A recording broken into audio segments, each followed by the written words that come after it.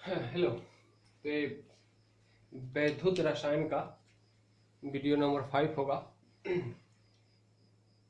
इसमें हम reference electrode के बारे में बातचीत करेंगे। तो रेफरेंस इलेक्ट्रोड होता क्या है, पहले हम इसको समझें कि रेफरेंस इलेक्ट्रोड होता क्या है।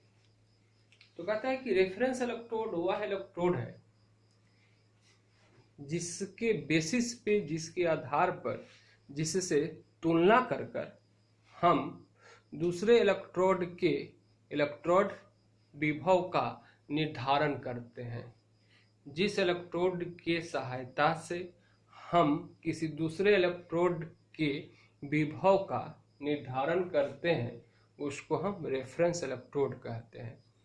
तो रेफरेंस इलेक्ट्रोड जो हम लोगों को पढ़ना है उसमें सिर्फ हाइड्रोजन इलेक्ट्रोड पढ़ना है, उसमें सिर्फ हाइड्रोजन इलेक्ट्रोड पढ़ना है। ऐसे रेफरेंस इलेक्ट्रोड बहुत सारे होते हैं, आगे की क्लासेस में और सारे रेफरेंस इलेक्ट्रोड के बारे में आप लोग पढ़िएगा। लेकिन यहाँ पर जो हम लोग को पढ़ना है वो सिर्फ और सिर्फ हाइड्रोजन इलेक्ट्रोड को ही एज ए रेफरेंस इलेक्ट्रोड हम लोगों को यूज करना है, और हाइड्रोजन इलेक्ट्रोड के ही बेसिस पे हम लोग बातचीत करेंगे। उसी को हम समझेंगे कि हाइड्रोजन इलेक्ट्रोड हो तो फिर हम क्या होता है, कैसे होता है। क्लियर। तो हम क्या करते हैं कि हम कंटेनर लेते हैं। ये हम एक कंटेनर लेते हैं और इस कंटेनर में, ये जो कंटेनर है इसमें हम प्लेटिनम का एक रड लगा देते हैं, पीटी रड, प्लेटिनम का रड लगा देते हैं। और यहाँ पे प्लेटिनेटेड प्लेटिनम होता है, HCl देते हैं, एक्वस यानी कि जलीय HCl दे देते हैं, जलीय HCl। क्लियर। तो जलीय HCl। और एक चीज आपको पता है कि HCl जो होता है गैस होता है। तो जलीय HCl हमको लेना है, वो भी जो इसका सांद्रण लेना है, इसका सांद्रण जो लेना है 1m। 1m का मतलब हुआ 1 मोल प्रति लीटर। 1 मोल प्रति लीटर को हम 1m कहते हैं। तो 1 मोल प्रति लीटर HCl का जलीय विलयन चाहिए। अब यहाँ पे एक चीज को आपको ध्यान देना होगा कि HCl जो होता है वह गैस होता है, और ऐसे कंडीशन में HCl का जो सांद्रण है वो हमेशा 1m बना रहे। इसको मेंटेन करना, इसको एडजस्ट करना, इसको बनाए रखना थोड़ा सा टफ होता है। टफ इसलिए होता है क्योंकि HCl गैस है, गैस बन के निकलेगा। क्लियर। और एक चीज आप लोग समझ चुके हो, HCl को अगर हम जल में रखेंगे तो चूंकि यह अम्ल है तो H+ और Cl- आयन में तो टूटेगा ही। तो आराम से यहाँ पर जो रहता है यह H+ और Cl- आयन के रूप में रहता है, H+ और Cl- आयन के रूप में रहता है। क्लियर। इसमें हम क्या करते हैं, इसके ऊपर से इसी में एक हम इस टाइप से लगा देते हैं, और यहां से हम ड्राई मतलब शुष्क, मतलब कि सूखा हुआ, उसमें और कुछ ना हो, हाइड्रोजन गैस 1 वायुमंडलीय दाब पर देते हैं। कितना दाब होना चाहिए, 1 वायुमंडलीय दाब पर हम देते हैं, और 1 शुष्क हाइड्रोजन गैस 1 वायुमंडलीय दाब पर दिया जाता है। क्लियर। तो इस टाइप से जो हमारा बन के तैयार हुआ इसको हम कहते हैं हाइड्रोजन इलेक्ट्रोड। और हाइड्रोजन इलेक्ट्रोड के अपने E0 सेल का जो वैल्यू होता है, इसके लिए E0 सेल हम लोग लिखेंगे। इसके लिए खुद का जो हाइड्रोजन इलेक्ट्रोड जो हम बनाते हैं, इसके लिए E0 सेल का वैल्यू जो होता है 4.44 0.0222 ऐसे ही कुछ इतना, लगभग इतना वोल्ट का होता है, लेकिन हम इसको 0 मान लेते हैं। क्या मान लेते हैं? 0 मान लेते हैं, क्योंकि इसको रेफरेंस लेना है, तो इसी के तुलना में सबको निकालना है।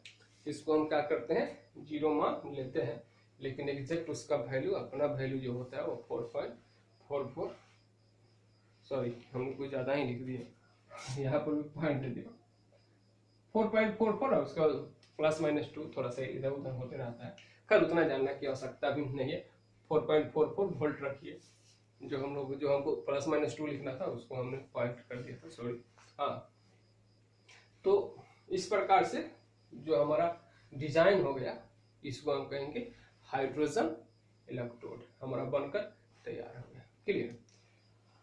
अब हम क्या लेंगे कि जिस इलेक्ट्रोड के इलेक्ट्रोड विभव का निर्धारण करना है, उसका इलेक्ट्रोड बनाएंगे।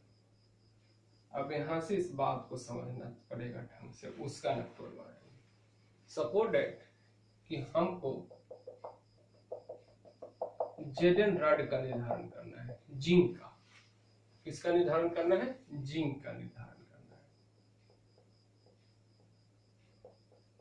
तो जिंक का निर्धारण करने के लिए हम क्या करेंगे कि ZnSO4 का जलीय विलयन लेंगे और 1m में लेंगे। कितना में लेंगे? 1m। सांद्रण कितना होना चाहिए? 1m। क्लियर? और यहाँ पे क्या होगा? जिंक रॉड होगा। अब इलेक्ट्रोड बन के हमारा तैयार हो गया। अब दोनों को क्या करेंगे, इसको हम कनेक्ट कर देंगे गैल्वेनोमीटर से। गैल्वेनोमीटर से कनेक्ट करेंगे इस बात को देखने के लिए कि इलेक्ट्रॉन का प्रवाह का दिशा क्या है, इलेक्ट्रॉन के प्रवाह का दिशा क्या है, इलेक्ट्रॉन जो प्रवाहित होगा किस दिशा में होगा। यहाँ से इलेक्ट्रॉन निकल कर यहाँ जाएगा या फिर यहाँ से इलेक्ट्रॉन निकल कर यहाँ आएगा। क्लियर?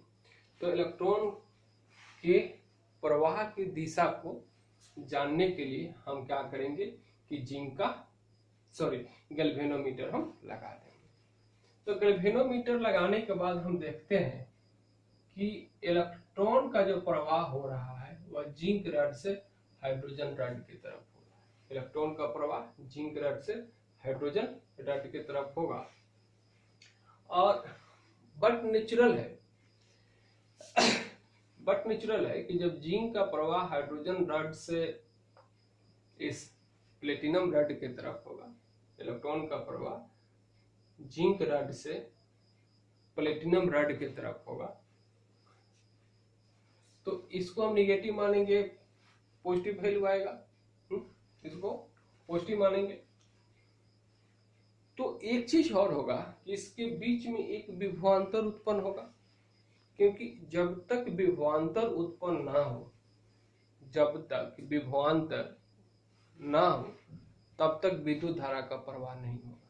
कहा जाता है कि 1.1 वोल्ट से अगर विभवांतर अधिक होगा तभी विद्युत धारा का प्रवाह होगा। अगर 1.1 वोल्ट से विभवांतर कम पड़ जाए तो विद्युत धारा का प्रवाह नहीं होगा। क्लियर? तो इसके बीच में एक विभवांतर होना चाहिए।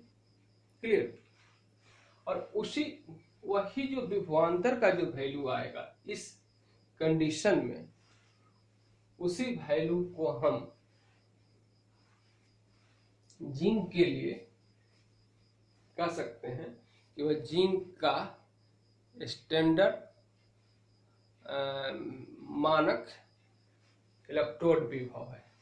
मानक इलेक्ट्रोड विभव है। अब हम लोग देखेंगे कि हम लोग के बुक में, किताब में इलेक्ट्रोड विभव का हम वैल्यू देखेंगे तो कुछ का वैल्यू जो है वह नेगेटिव साइन के साथ दिया हुआ है, उसका जो वैल्यू है वो पॉजिटिव साइन के साथ दिया हुआ है। तो यहाँ पे नेगेटिव वैल्यू का मतलब क्या हुआ, जैसे कि हम बुक में देखेंगे कि जिंक के लिए लिखा होगा E0 सेल ऐसे, या E0 लिखा होगा, इसका वैल्यू लिखा हुआ है जिंक के लिए -0.76 वोल्ट, -0.76 वोल्ट। तो यह माइनस वैल्यू किस चीज को इंडिकेट करेगा, इस बात को हम लोग समझेंगे जरा। तो कहता है कि सिंपल सा साधारण सा हम ये समझे तो हम कहेंगे कि यह माइनस वैल्यू इस बात को इंडिकेट करता है कि अगर जिंक का रड और हाइड्रोजन इलेक्ट्रोड यानी कि जिंक इलेक्ट्रोड और हाइड्रोजन इलेक्ट्रोड के बीच में अगर हम सेल बनाएं तो जिंक का जो इलेक्ट्रोड होगा वो हाइड्रोजन के इलेक्ट्रोड को इलेक्ट्रॉन देगा, जिंक का जो इलेक्ट्रोड होगा वो हाइड्रोजन के इलेक्ट्रोड को इलेक्ट्रॉन देगा। तो इसको हम सिंपली ऐसे समझने के लिए हम समझ लेते हैं। लेकिन जो कल के वीडियो में हम लोग बातचीत किए थे उसके बेसिस पे हम समझे तो इसका मतलब हुआ कि जिंक जो होगा, ध्यान दिया जाएगा कि जिंक में हम लोग देखे थे कि एक Zn प्लस प्लस बनेगा और 2 इलेक्ट्रॉन लूज करेगा। इसको अगर हम इक्विलिब्रियम में समझे तो इस डायरेक्शन में जो रिएक्शन होता है इसको हम ऑक्सीकरण कहते हैं और इस डायरेक्शन में जो होगा उसको हम अवकरण कहेंगे। क्लियर? तो एक चीज को याद रखिएगा, ध्यान दिया जाएगा। यहाँ पे एक बहुत बढ़िया चीज बतलाने जा रहे हैं, ध्यान दिया जाएगा। कहता है कि ये चीज अगर यहाँ पे अगर हम ऑक्सीकरण की बात करें तो इसका जितना ही अधिक पॉजिटिव वैल्यू हो, यानी कि ऑक्सीकरण का जितना ही अधिक पॉजिटिव वैल्यू आए, इसका मतलब हुआ कि इलेक्ट्रॉन त्यागने का क्षमता उतना ही अधिक होगा, इलेक्ट्रॉन त्यागने का क्षमता उतना ही अधिक होगा। लेकिन होता क्या है एक्चुअली कि जो भी ये वैल्यू जो दिया गया है किताब में, यह इसके ऑक्सीकरण विभव का वैल्यू ना देकर अवकरण विभव का वैल्यू दिया जाता है। जैसे अगर हम इस रिएक्शन को ऐसे लिखें, इस डायरेक्शन में लिखें कि Zn equal to Zn plus plus और 2 इलेक्ट्रॉन लूज किया, तब हम ई नॉट सेल का जो वैल्यू लिखेंगे वो लिखेंगे प्लस 0.76 वोल्ट। लेकिन इसी रिएक्शन को हम ऐसे लिखें कि Zn plus plus -2e equal to Zn, तब हम इसका वैल्यू लिखेंगे E naught cell equal to लिखेंगे -0.76 वोल्ट। मतलब यहां से जो वैल्यू आएगा वो किसका वैल्यू होगा? ऑक्सीकरण विभव का, और ये जो वैल्यू देगा वह अवकरण विभव का वैल्यू देगा। क्लियर? और मानक अवस्था में अगर हम प्रतिक्रिया को करा रहे हैं तो उसको मानक ऑक्सीकरण विभव कहते हैं या मानक अवकरण विभव कहते हैं। और किताब में जो वैल्यू दिया गया रहता है, किताब में जो मान दिया गया रहता है वह नेगेटिव साइन के साथ दिया गया रहता है मेटल के लिए, तो वह मानक अवकरण विभव का वैल्यू दिया गया है। किताब में जो मान दिया गया है वह किसका मान दिया गया है?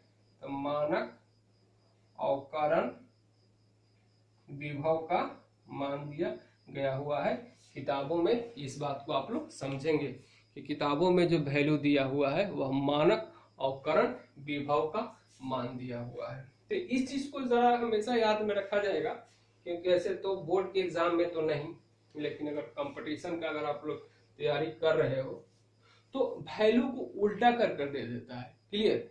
तो क्वेश्चन बनाते समय हम अपने आवश्यकता के अनुसार इसके प्रतिक्रिया को के दिशा को बदलकर इस वैल्यू को हम बदल सकते हैं। प्रतिक्रिया की दिशा को बदलकर इस वैल्यू को, इस मान को हम बदल लेते हैं अपने आवश्यकता के अनुसार। क्लियर? तो इसका मतलब है कि पॉजिटिव साइन इसका ज्यादा है, इसका मतलब है कि ऑक्सीकरण करना चाहेगा, और इसका नेगेटिव साइन है यानी कि अवकरण करना नहीं चाहता है, ऑक्सीकरण करना चाहता है। क्लियर? इसमें और सारी बातें होंगी।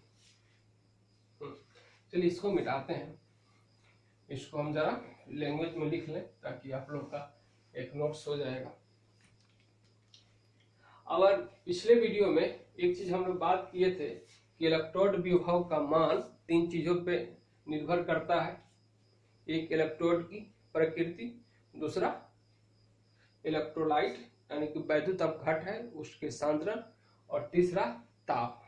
तो जो भी हम एक्सपेरिमेंट करेंगे तो यहाँ पे वैद्युत अपघट का सांद्रण तो हमने तो 1m ले ही लिया है, याद रखा जाएगा कि ताप जो हम लोग लेंगे वो 298 केल्विन लेंगे।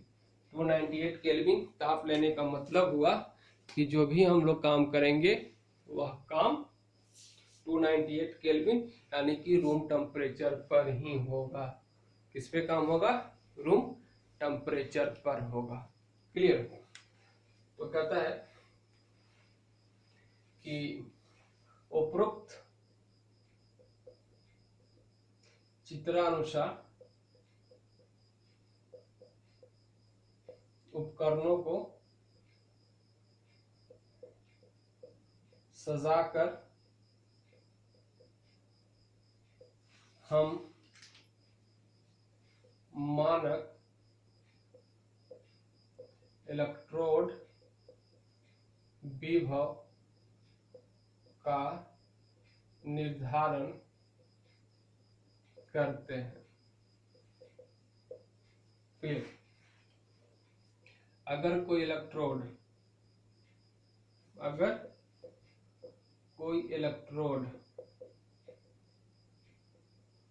हाइड्रोजन इलेक्ट्रोड को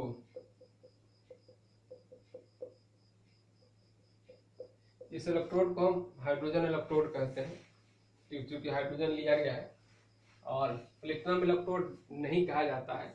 क्या कहा जाता है? हाइड्रोजन इलेक्ट्रोड कहा जाता है। इसको याद रखिएगा, इस टाइप के इलेक्ट्रोड अगर हम बना लिए हाइड्रोजन इलेक्ट्रोड कहते हैं। अगर कोई इलेक्ट्रोड हाइड्रोजन इलेक्ट्रोड को इलेक्ट्रॉन देता है तो उसका मानक इलेक्ट्रोड विभव ऋणात्मक माना जाता है। वास्तव में यह मान मानक अवकारक विभव का होता है। जितना अधिक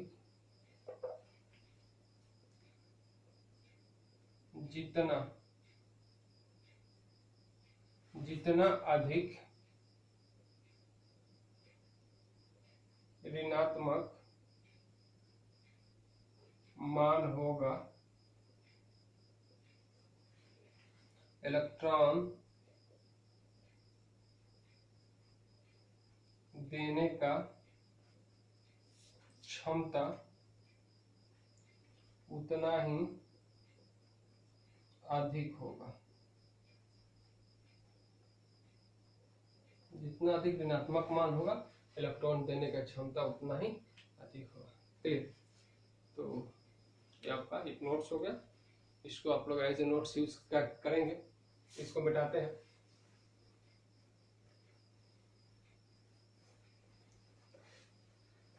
कहता है कि अब क्या करो कि इस जिंक रड को हटाकर आप यहां पर कॉपर रड लगा दो, और सॉल्यूशन जो है वह CuSO4 का रखो, कॉपर सल्फेट रखो। सॉल्यूशन कौन सा रखो? कॉपर सल्फेट रखो। तो कॉपर सल्फेट सॉल्यूशन रखने के बाद आप देखोगे बाकी तमाम अरेंजमेंट वही का वही रहा, तो आप देखोगे कि इलेक्ट्रॉन का प्रवाह इस डायरेक्शन में होने लगा, इलेक्ट्रॉन का प्रवाह इस डायरेक्शन में होने लगा, इस डायरेक्शन में प्रवाह होने लगा। तो आप देखोगे कि कॉपर के लिए ई नॉट सेल का जो वैल्यू दिया गया है बुक में, मानक ई नॉट सेल कहेंगे मानक और कारक विभव का जो वैल्यू दिया है प्लस वैल्यू 0.34 वोल्ट दिया है। तो प्लस वैल्यू 0.34 वोल्ट दिया, इसका मतलब हुआ कि Cu से अगर हम ए रिएक्शन लिखें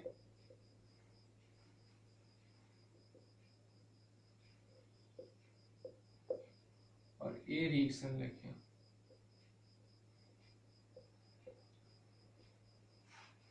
तो वैल्यू तो इसी का दिया हुआ है, इसका वैल्यू, क्योंकि कारक का ही वैल्यू दिया हुआ है 0.34 वोल्ट दिया है। मतलब कि ये जो प्रतिक्रिया होगी यहाँ पे तेजी से होगी, ये प्रतिक्रिया नहीं होने वाली है, यानी कि ये अभिक्रिया होगी, ये अभिक्रिया नहीं होगी। यानी कॉपर इलेक्ट्रॉन लेना चाहेगा, कॉपर आयन इलेक्ट्रॉन लेना चाहेगा, कॉपर आयन इलेक्ट्रॉन देना नहीं चाहेगा। इस बात को हम लोग पहले भी समझे हैं कि कॉपर आयन इलेक्ट्रॉन लेना चाहेगा, कॉपर आयन इलेक्ट्रॉन देना नहीं चाहेगा। तो जितना ही अधिक पॉजिटिव वैल्यू है, इसका मतलब है कि वह इतना ही अधिक इलेक्ट्रॉन लेना चाह रहा है, क्लियर। और जितना ही अधिक निगेटिव वैल्यू है, इसका मतलब हुआ कि इलेक्ट्रॉन उतना ही अधिक वो देना चाहता है। तो इसमें कहता है कि यदि इसी अभिक्रिया को कॉपर इलेक्ट्रोड Cu है,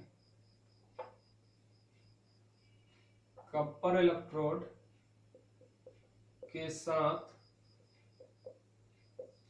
कराने पर हम देखते हैं कि इलेक्ट्रॉन का प्रवाह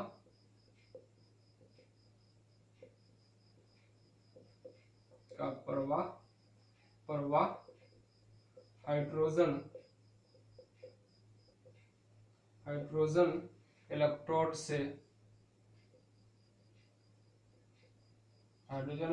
से कॉपर इलेक्ट्रोड की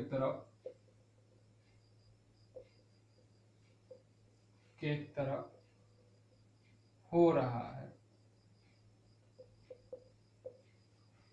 इससे ज्ञात होता है कि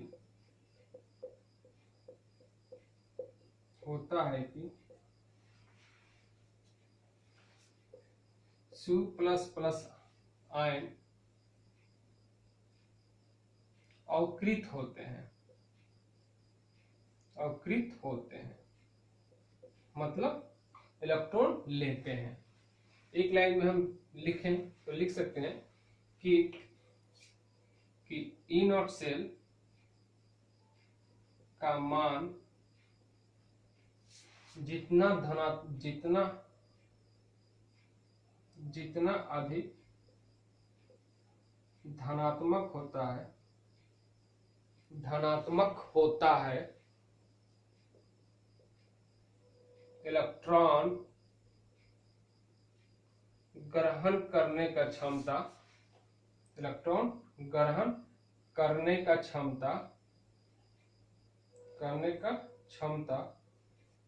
उतना ही अधिक होता है,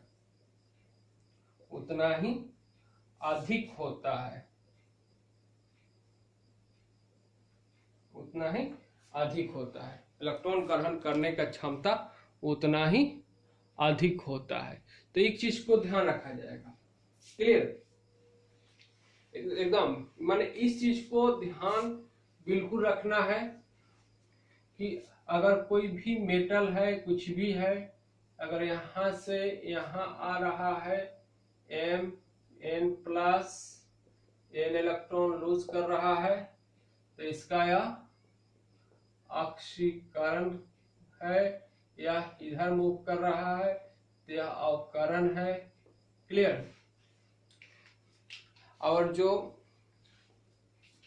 वैल्यू हमको आता है ई नॉट सेल का, वो वैल्यू अवकरण वाले वैल्यू को हम लोग लिखते हैं, किसके वैल्यू को लिखते हैं? अवकरण के। और ये वैल्यू मानक अवस्था में निकाला जाता है, इसलिए इसको हम मानक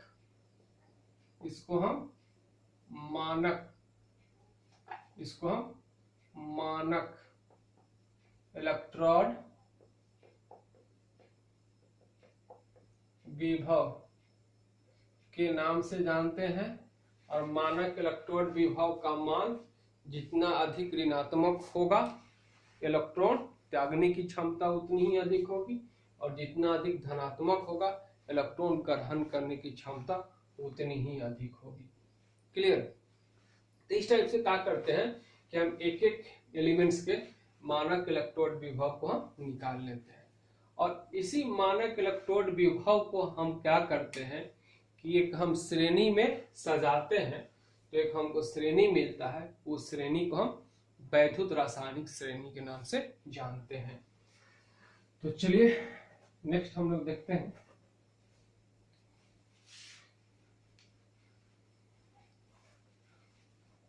नेक्स्ट टॉपिक हम लोग वैद्युत रासायनिक श्रेणी, इलेक्ट्रोकेमिकल सीरीज।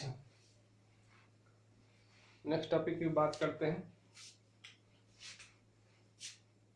Electrochemical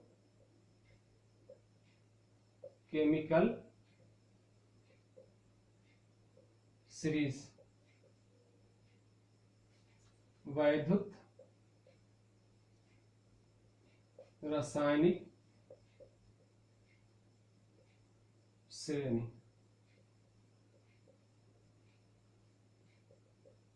clear. वैद्युत रासायनिक श्रेणी, इलेक्ट्रोकेमिकल सीरीज। क्लियर। तो इसको डिफाइन करें तो हम कहेंगे कि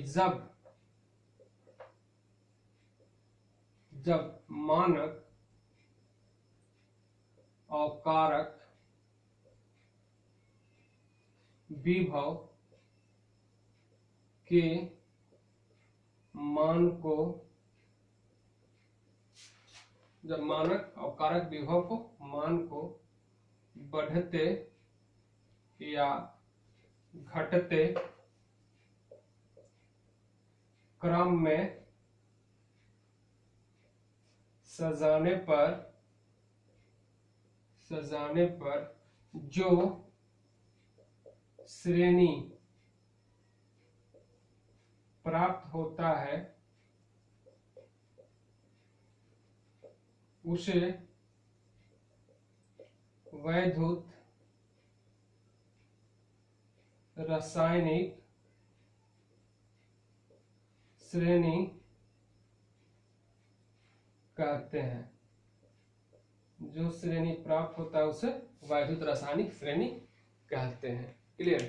तो जो किताबों में जो मान दिया गया है दैट इज ए वैद्युत रासायनिक श्रेणी को जो डिफाइन करेंगे हम इस प्रकार से करेंगे।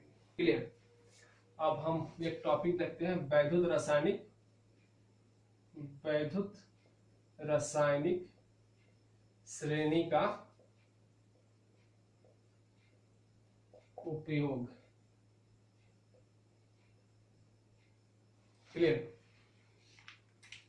तो फर्स्ट बात कहते हैं कि वैद्युत रासायनिक श्रेणी के द्वारा हम इलेक्ट्रॉन देने के क्षमता और इलेक्ट्रॉन ग्रहण करने की क्षमता को ज्ञात कर सकते हैं। कहता है कि वैद्युत रासायनिक श्रेणी के द्वारा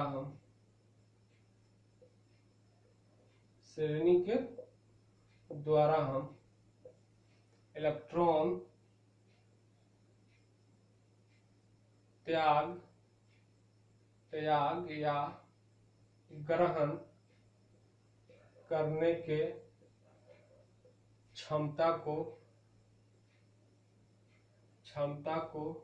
ज्ञात कर सकते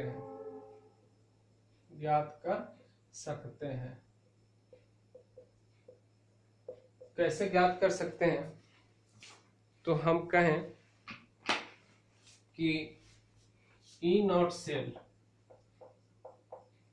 सेल जो हम लोग लिखते हैं वो खासकर जो किताबों में दिया गया है वह क्या है, मानक अवकारक विभव का वो वैल्यू दिया हुआ है।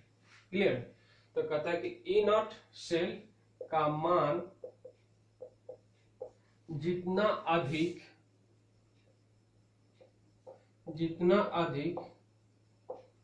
ऋणात्मक होता है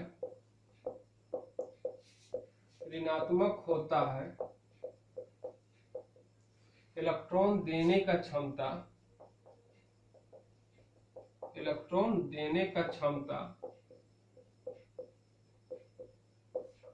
उतना ही अधिक होता है।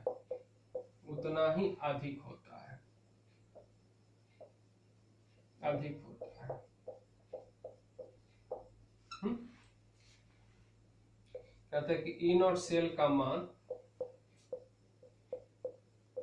जितना अधिक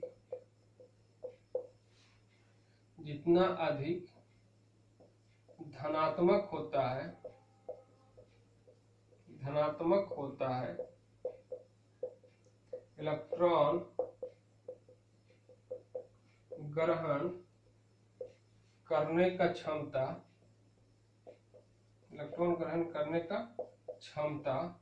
उतना ही अधिक होता है। क्लियर। एक चीज को याद रखिएगा कि जितना अधिक निगेटिव मान होगा इलेक्ट्रॉन त्यागने की क्षमता, और जितना अधिक पॉजिटिव मान होगा उतना ही अधिक इलेक्ट्रॉन ग्रहण करने का क्षमता अधिक होता है। क्लियर।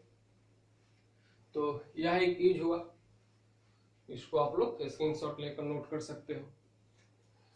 दूसरा हम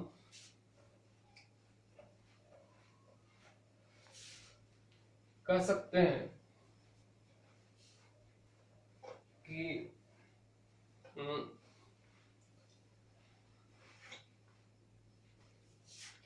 दूसरा कहता है कि मानक इलेक्ट्रोड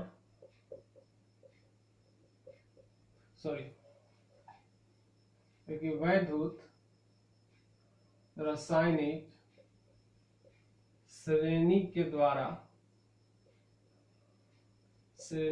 द्वारा हम धातु का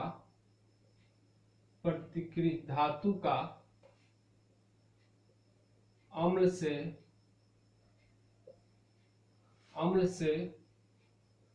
प्रतिक्रिया को निर्धारित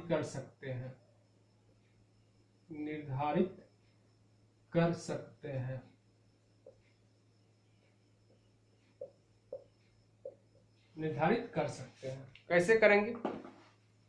तो कहता है कि जिस धातु के लिए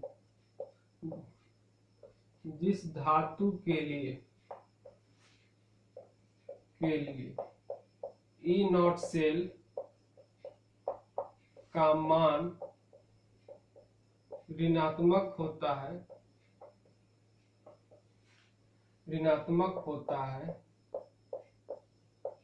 वह अम्ल से प्रतिक्रिया कर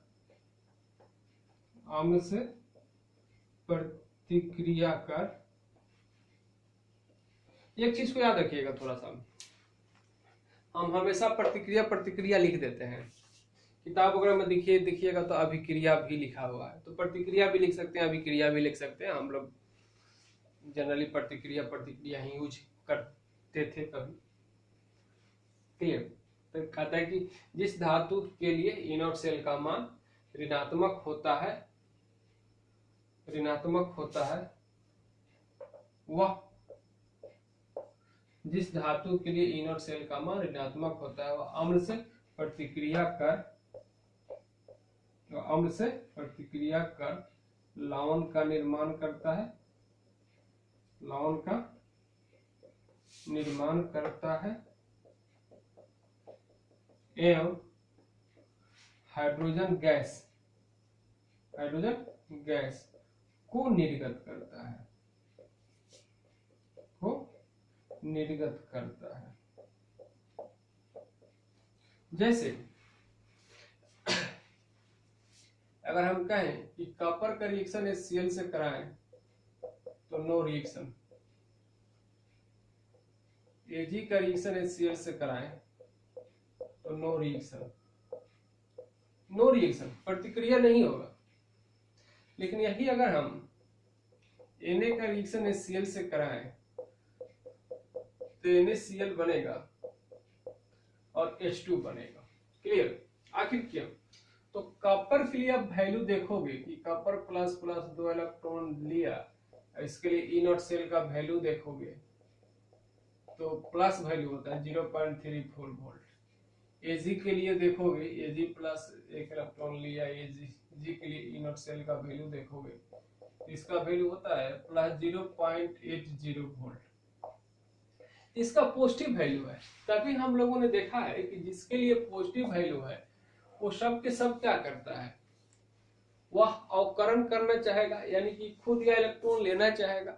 जबकि इस प्रतिक्रिया में हाइड्रोजन को वही विस्थापित कर सकता है जो हाइड्रोजन को इलेक्ट्रॉन देगा, जो हाइड्रोजन को इलेक्ट्रॉन देगा वही हाइड्रोजन को विस्थापित कर सकता है। जो हाइड्रोजन को इलेक्ट्रॉन नहीं देगा वो हाइड्रोजन को विस्थापित नहीं कर सकता है। इस बात को ध्यान दिया जाएगा कि जो हाइड्रोजन को इलेक्ट्रॉन देगा वही हाइड्रोजन को विस्थापित कर सकता है, जो हाइड्रोजन को इलेक्ट्रॉन नहीं देगा वो हाइड्रोजन को विस्थापित नहीं कर सकता है। इस बात को ध्यान दिया जाएगा। तो वास्तव में होता क्या है, इसका अगर हम मैकेनिज्म देखें, मैकेनिज्म मतलब क्रियाविधि, क्रियाविधि। क्लियर? तो कहता है कि HCl जो है वह H प्लस आयन और Cl माइनस आयन में टूटेगा। अब प्रतिक्रिया तो जलीय माध्यम में ही होगा, तो यहाँ पर भी जलीय, यहाँ पर भी जलीय आप कीजिएगा। चलिए एक कोस लिख देते हैं, क्योंकि जलीय माध्यम में ही प्रतिक्रिया हो रहा है।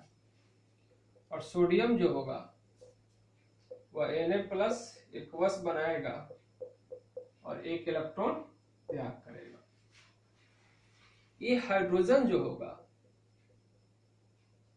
वो सोडियम को इलेक्ट्रॉन, सोडियम के इलेक्ट्रॉन, ये इलेक्ट्रॉन कहां से निकला, सोडियम से, ग्रहण करेगा और H2 बन के बाहर निकल जाएगा। और बचा क्या, Na प्लस Cl माइनस।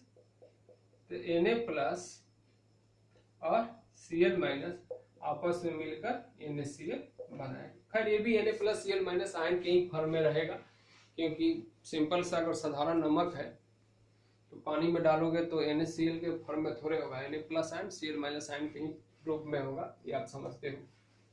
तो मेन चीज ये है, हम लोग को यह पर यह सीखना है कि हाइड्रोजन को वही विस्थापित कर सकता है जो हाइड्रोजन को इलेक्ट्रॉन दे सकता है। इंपॉर्टेंट चीज महत्वपूर्ण सूचना यहाँ पर यह निकलता है कि हाइड्रोजन को विस्थापित वही कर सकता है जो हाइड्रोजन को इलेक्ट्रॉन दे सकता है, और हाइड्रोजन को इलेक्ट्रॉन वही दे सकता है जिसके लिए E0 सेल का वैल्यू जो हुआ ऋणात्मक हो, निगेटिव हो। और जिसका वैल्यू पॉजिटिव है वो तो इलेक्ट्रॉन को दे, वो तो हाइड्रोजन को इलेक्ट्रॉन देगा नहीं, और हाइड्रोजन को इलेक्ट्रॉन देगा नहीं तो हाइड्रोजन को निर्गत करेगा नहीं। क्लियर? तो आई फील ये बातें आपको समझ में आई होंगी। तो बस इतना ही करते हैं इस वीडियो में, क्योंकि लंबा वीडियो हो गया, हमको लगता है कि 40 मिनट से ज़्यादा का हो गया। बहुत लंबा वीडियो से देखने के बाद बच्चा स्किप करता है, पढ़ता नहीं है, तो इसको इतना रखा जाए। और कुछ और यूजेस हैं जो हम लोग नेक्स्ट वाले वीडियो में बातचीत करेंगे। धन्यवाद।